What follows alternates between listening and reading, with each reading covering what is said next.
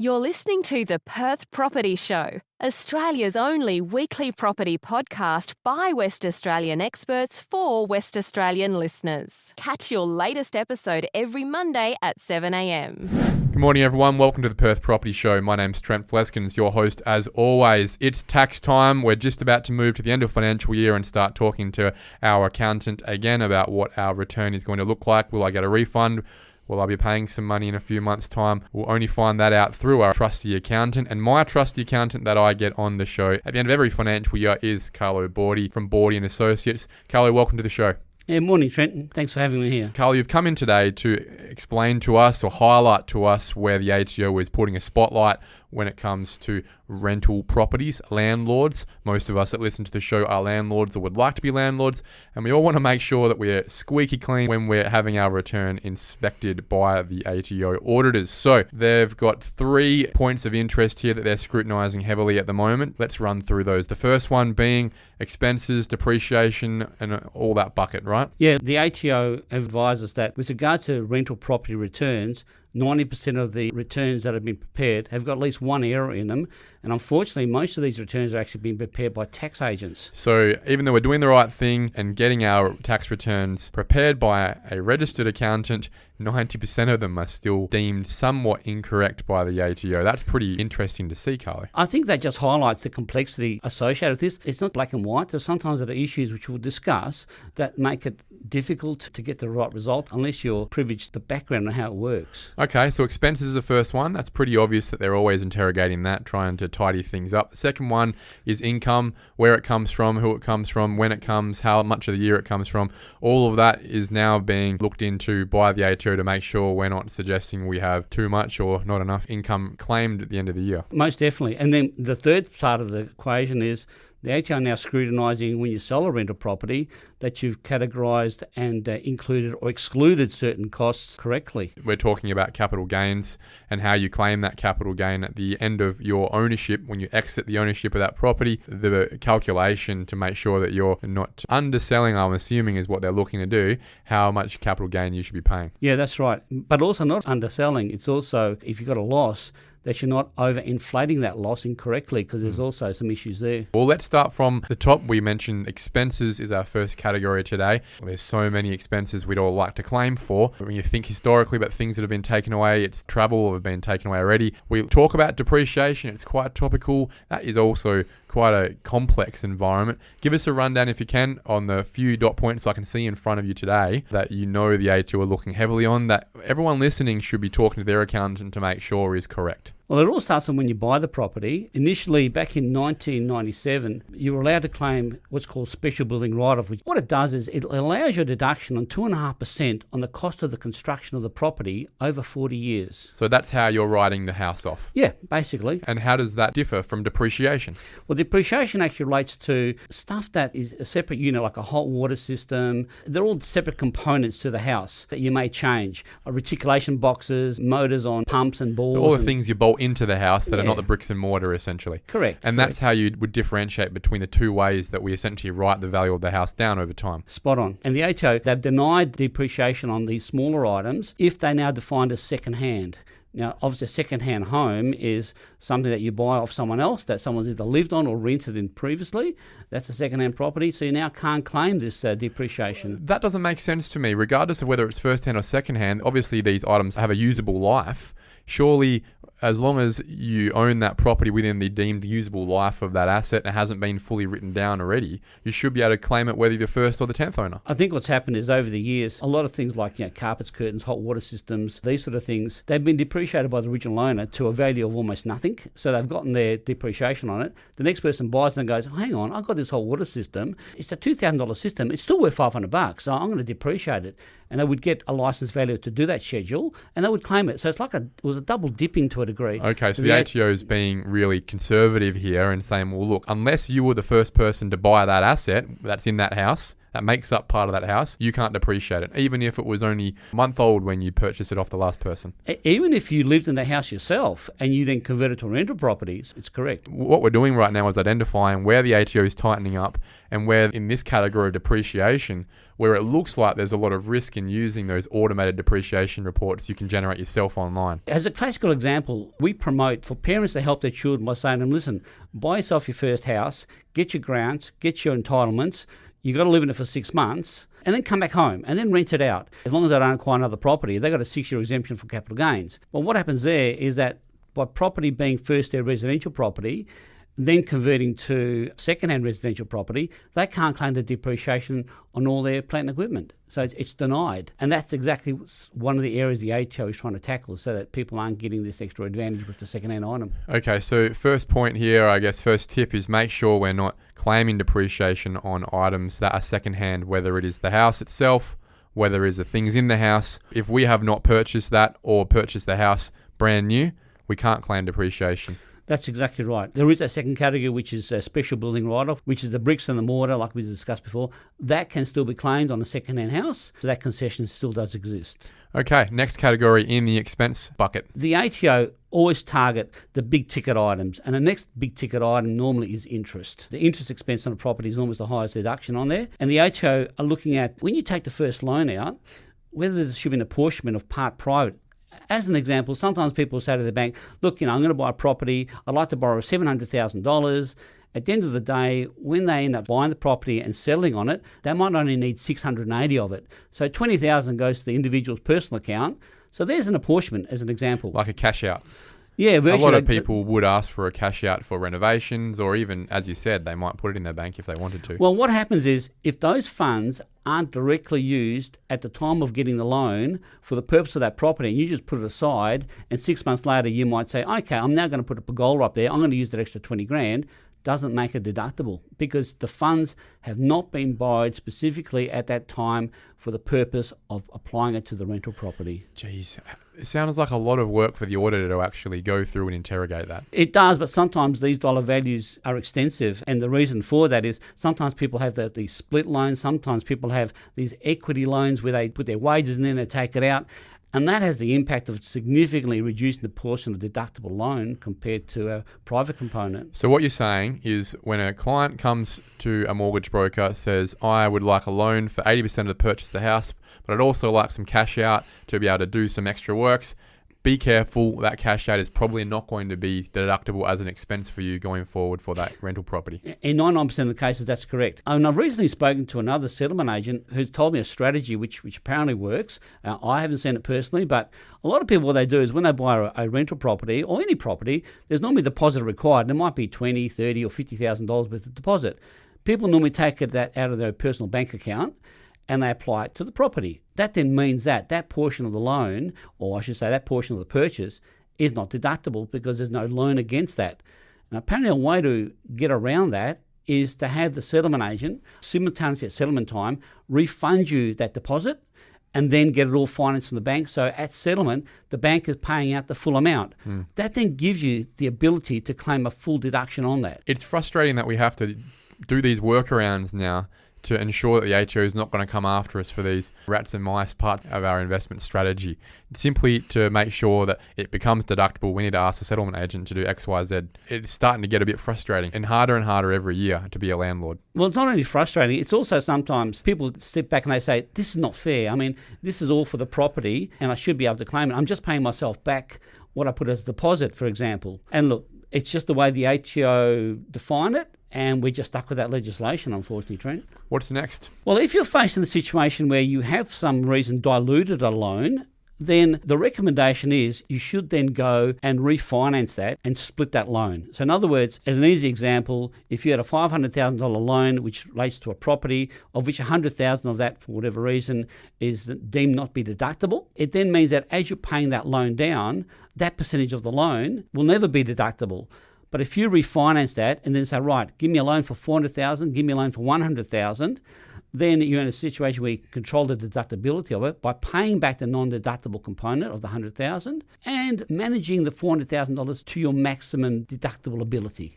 Okay. But it's important you get that split rate correctly. If you don't, then it's going to cause problems. So that interest is important. The next category the ATO target is repairs. They have a field on this, repairs versus improvements, actually. If you're going to define it, a repair is when you're basically trying to fix something which is part of a total unit. What is an improvement is the replacement of the whole structure in its entirety. For example, if you have a hot water system and you have to replace the hot water system, that's an entire unit. So therefore, that's subject to depreciation. You don't get it as a full-out deduction. Compared to, on your hot water system, the master valve breaks on it and you've got to get that fixed.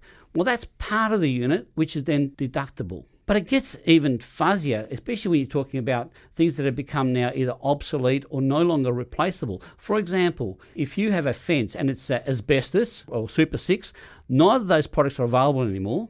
So if you then have a section of your fence that blows down, you're supposed to replace it with like-for-like product. Otherwise, it's defined as an improvement. But when the product is no longer available, you go for the next best thing. And the commission says, okay, if you've had 5 metres of your fence that's gone down and you've got to replace this fibro fence with tin, well, that section there is defined as a repair. But if you go, oh, look, that looks a bit funny now because it's only got 5 metres of it, I want to do the whole backyard, the whole section. Which is fair. Yeah, well, it looks nicer, obviously, but the commission says, no. Now you've decided to do more than fix the broken section. You've actually improved it. So that's subject to depreciation, not a straight-out deduction. Yeah, and what that does, obviously, is mean that whilst it's not an expense this year that you can claim outright, it apportions that over many years to come. Yeah, but it's even harder. Like if you were to replace the whole roof on a house, you've got a tin roof and you decide, yep, it's deteriorated and I'm replacing the whole roof. Now, normally you think, okay, that's a whole unit. So the Commissioner's guidelines on that is, if the condition of the roof in its entirety is in a bad condition, then if you're replacing the roof, because the roof is part of the house, it's actually a repair. It's deductible. Compared to, look, one side of the house faces the ocean, that's all a little bit tatty, but while I'm there, I might as well change the whole roof because I'm never going to the same colour and it's going to look a bit funny, so I'll replace the whole roof. Again, that's then defined as an improvement. That's what I'm saying. That's why this line in the sand is not typical. It's not easy to get right sometimes because of the complexities that surround the legislation. So I think most people will be listening to this right now going, this is a little bit insane. These rules are getting tighter and tighter every year. I've never had an audit before. Surely it's not going to happen to me. I'm small fry. The ATO is never going to bother with me. I'm just going to put it all through as an expense that I can claim this year, and I'll take my chances. What would your thoughts be on that? The ATO have actually got statistical data that they do apply, and they have applied in the past, but they're going to be using in these 23 tax returns to look at certain categories, and the categories will be repairs. If your repair bill is substantial, then automatically they will ask questions. They'll say, please explain. And look, a lot of the times we get reviewed on our returns and we might have a large bill there, and the main ones really hit when you have the inside of the house repainted. Like, you've got a tenant in there and you've had the house for 10 years and it needs a good spruce up. So look, to repaint the inside of the house could cost you $5,000 to $10,000, and you claim that as an outright deduction, and that hits alarm bells with the tax department. It's like you're hitting a nerve. And if it's for painting the house and it's bringing it back to the same condition that you had it originally, that's deductible. It's more of a black and white one where it is a full deduction. It even applies to the point where if you then are going to sell the house and the tenant's left and you paint the house, that's a classical example. The Commission says, okay, you're bringing it back to the same condition. It's still deductible as long as you do the repair in the same tax period that you had the tenant. So if I was to throw some dates in there, if the tenant left you in May and you did the repair in June, deductible against that. If the tenant left in May and you did the repair in July and then you sold the property, different tax period, that causes problems. Does it cause problems though? Because if you were to sell it straight away after that, even though it might not be deemed a deductible expense, it would still affect your cost base. It does affect your cost base. You're spot on there. But the problem with that is that if you're in a situation where you've got a capital gain, then your capital gain is discounted by 50%. So what that means technically is that you've only got half the tax benefit, because if you've got it as a deduction, you get 100% of it. Yes. When you get it as a capital gain discount, you only get 50% of it. Well, we can segue into that later. Let's move to income and the way we receive our rent and who from and when and for how long. The classical example really hits on two main areas. The first relates to renting it to either friends or relatives at below market rates, and the ATO actually in their returns asked the question, how many weeks has the property been rented for? How many weeks is the property available for rent? Now, in this current market, there are very few properties that generate more than $400 a week in rent. I mean, 3x2s, out in the sticks are generating $500 a week in rent. So if you're putting in a return that you're saying, yep, fully rented, 52 weeks of the year, available for rent 52 weeks of the year, I've earned 10 grand in rent, that's an alarm bell for the ATO. I mean, they're expecting $20,000, $25,000 in rent. And then they ask the questions, okay, who's it rented to and so on. If it's a friend or relative, if it's not third party or there's a good reason, then that affects the deductibility on the expenses you've incurred. That actually comes to a point where the commissioner can say, you've only charged this amount in rent, we are now going to amend your return, so the best scenario you're going to get is a break even on your expenses. So if you were showing $10,000 in rent and you were showing $30,000 in expenses, the commissioner would deny the deduction on $20,000 worth of expenses which exceed the rent collected. That's something that I think a lot of people still haven't got their head around yet, or still haven't been really made aware of, is that whether it's under rented or it's not available, which we'll talk about in a second, for the whole year, that can affect what you can claim on the expense side. It does, but then on the other side of the coin, people then got to appreciate that if they do rent out these properties at below market rent for whatever reason, the expenses that are deducted can actually be accumulated and applied to reducing the capital gain when you sell the property. So not all is lost. It's not. I mean, there is a little bit of a light in the tunnel. And the classic example is, look, I bought this property, I'm going to rent it out to my son, he looks after it, and I just want him to live in it. So you're virtually getting no rent. Well, that still entitles you to claim the repairs on it, the insurance on the property, council rates, the water rates, the insurance, and the interest as a capital cost when you sell the property. But then you might have that 50% discount impact as you spoke of just before. That's right. I mean, it's always better, but it's a little bit of a blessing in that if you can't claim it as a deduction, then you got to look at it, can I claim it as a capital cost? That's what it boils down to. In most cases, is that what the alternative will be? Is that it's not a deduction this year, but when you sell, it will be a capital cost? Yeah. The important thing is that a lot of people aren't aware of that, and they don't keep their receipts. They just abandon them and think, okay, it's a lost cause. Well, it's not a complete lost cause. It will affect your capital gains calculation at the end of the day to improve your position. Let's talk about holiday homes. Oh, look, this is a great focus. There's quite a few more holiday homes now than there were 4 years ago, aren't there? Substantially. Down south, the amount of people that have got short-term stay, and look, I'm sure it's everywhere, just that I frequent down to Dunsborough on a regular basis, and there are so many holiday homes there because of this current economic climate we've got. COVID has forced people to stay closer. So where they're attacking that is on a couple of different sides, and they're very, very brutal on this. An example that the Commission has provided is that there's a couple who had a holiday home which they were making available for rent, sort of. And what I mean by sort of is that during the peak periods, they were using the property because that was a great time. They took the kids there. They went there during the Christmas holidays, during the kids' holidays during the year. And the Commissioner's approach was, well, you haven't really maximised on this rent, so therefore the outcome is you've only rented out for, let's say, 15 days of the year. We'll only allow you 15 days of deductions. And what that means is 15 divided by 365, that was your total deduction you could claim on the property. Everything else is denied. Jesus. Cool. And that's how careful they're looking at this. And all based on this little definition at the front which says how many days is it rented, how many days is available for rent. You go, oh yeah, it's only rented for 2 weeks, but it's available for 52, and I've only collected $5,000 in rent. Alarm bells. Let's think about an Airbnb where they will just use it for 2 weeks of the year, and they've ended up being able to rent it out on Airbnb for 40 weeks of the year, and the other 10 weeks were just empty because no one wanted to be there in those 10 weeks. How does it look like there? At the end of the day, if you can demonstrate to the Commissioner that you've made every effort and have used multiple platforms to rent your property, whether it be by listing with real estate agents, by multiple advertising platforms, if you can show that you're genuinely trying to rent it and you just haven't used it yourself, then not a problem. That's fine. Well, in that situation, I think most people would be saying that's fair enough as a holiday home and we're using it. It's clearly not a rental property. When we're not, we've done our best and we'll claim when we can. Look, on the other side of the coin, I've also got some other clients who legitimately do have holiday homes which occasionally they will use. Like they might go down for 10 days of the year and do a bit of maintenance, do a bit of sprucing up. And all that happens there is those 10 days are simply deducted as a percentage of the expenses that aren't deductible on certain costs, like like insurance and interest rates and stuff like that. But obviously, if they're using an agent, that's 100% deductible because it's while it's been rented. So there's a little pro rata on some of the expenses, but majority of expenses will be quarantined and claimed through the tax return.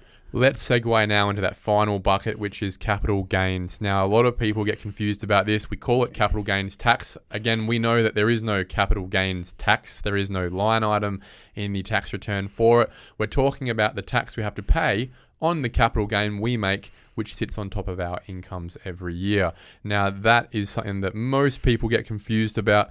When we think about, well, I bought the house for 400 grand 5 years ago, I'm selling it for 500 grand, there's a $100,000 capital gain.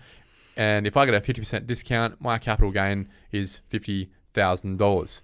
Now, a lot of people make it that far, then they have to recognize that clearly that $50,000 sits on top of my income. If my income was 100 grand, then now my income's $150,000 and you'll pay that tax rate on the $50,000 capital gain we made. However, what you're going to share with us today is a few more details about what might augment that 100 grand in the first place. What you've described is accurate. The reason there's such things as a capital gains tax is simply a box in a tax return that you fill in a figure. The important thing is the figure you're filling in correct? And it all starts with the initial acquisition of the property. So when you buy the property, whatever you may pay for it is your original cost base. But in addition to that, there are certain additional costs like stamp duty, legal fees attached with it, which increase the cost base automatically. If you're renting the property out from day one, on the settlement statement, there'll be council rates and water rates, etc. They are deductible, so they're not part of the cost base. But also there was a carve-out that we were talking about initially about the depreciation and special building write-off.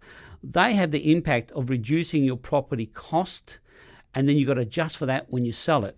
So I'm going to give an example where multiple times I'm seeing clients that have bought properties in 2007, 2008, which was the peak here in WA. They're buying a property for $400,000 and then they turn around and sell it for $390,000, and their first comment is, I made a loss on this property. But in essence, when we add back the depreciation, the special building write-off that's been claimed throughout the years that they've had it, from 2007 now to 2022, 2023, they might have claimed $60,000 or $70,000 worth of depreciation and special building write-off. So this property for $400,000 now has a cost base of $330,000 because we've claimed $70,000 along the way. You sold it for $390,000, you just made a profit. But my loan is still higher than that. So you've got a loan which you can't extinguish because your proceeds aren't enough because you've got to pay tax on it. Not a good position. No. Not a good position at all. That's right. And so I think it's important to make everyone aware today that there are many factors that will augment the cost base that you started with, which we counterbalance against the sales price. So as you said, things like special building write-off, depreciation, stamp duty, bank costs when you purchase a property, and all those improvements we're making over the years that go into that special building write-off space.